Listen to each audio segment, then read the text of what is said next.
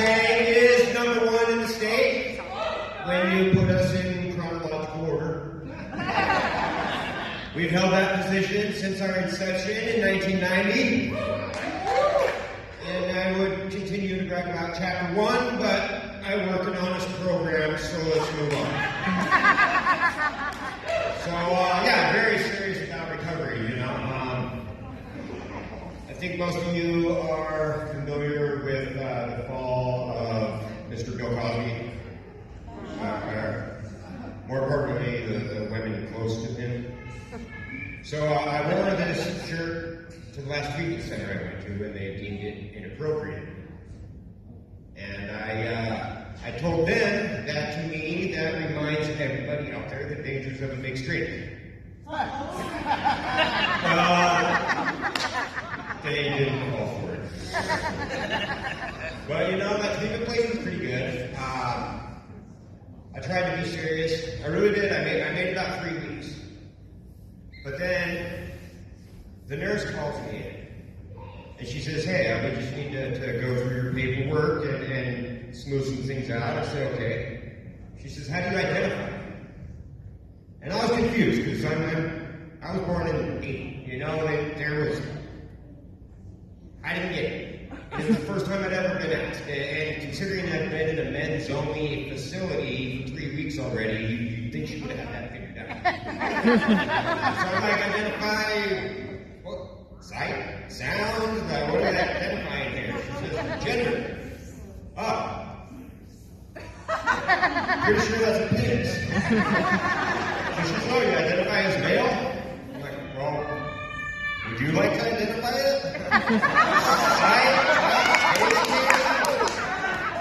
She did take it. So she said, let's move on. She says, so your drug of choice is alcohol? I said, yes. She says, your second drug of choice is marijuana? Yeah, I was told a little bit. And then she looks on the paper and says, so it says here, your tertiary, your third drug of choice is heroin. Whoa. Okay, no, I've never done heroin. I know many people that have, and as far as I know, it's not anybody's third drug of choice. It's the top there. So I'm like, okay, I'm trying to be serious here. These people are messing with me. I'm gonna mess back a little bit. So she's like, I'm like, oh, hell no. She's looking to start over. So your first drug of choice is alcohol, right? I said, yeah. She said, okay, what's your second drug of choice? I said, Rohypnol. She said, whoa, what, the date rape drug? I said, no, I prefer date enhancement. So she wrote that down. So she says, what's your third drug of choice? So I just had to roll with it, right? So I said, well, if the alcohol and the rupees don't get me where I want, I'll use chloroform. I said, yeah, you know what I'm talking about. So at that point, she runs out of the room. And next thing you know, I got the program director in there. And he's like, hey, we take this very serious here. I said, yeah, I know. I've tried to.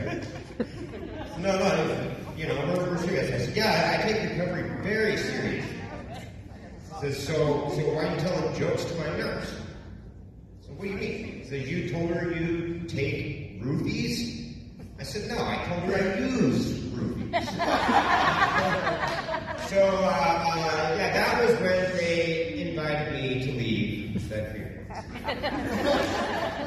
But, you know, I stayed good since then. I did the right things, you know. I moved into an Oxford house. I got myself a sponsor. And he says, you know, stay single, don't worry about that. Focus on yourself, do service, you know. So, yeah, I got involved in service work, and it's great. But, you know, one thing about it is, once you answer that phone once and do something for someone, you get another call, and another call, and another call. And, man, now I'm doing so much service work, I don't even have time for self-service. And so it gets lonely, you know, and so I'm complaining to my sponsor, and he said, no, you gotta, you know, stay work on yourself, right?